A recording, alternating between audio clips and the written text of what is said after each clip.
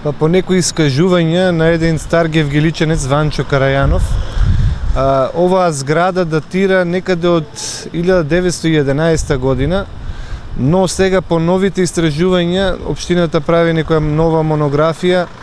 Дојдовме до некои сознание дека дури 7-8 години пред 1900 година е направена оваа градба од некој си турчин, богат турчин, кој што планирал првенствено да долниот дел од зградата да функционира како банка. Тој бил лихвар, а горниот дел за домување. Таму ги сместил неговите 4 анами. За архитектурата, како архитектура, може да се каже дека изобилува со многу богати орнаменти, меѓу кои се препознава и еден цвет кој профилира цветот на афионот.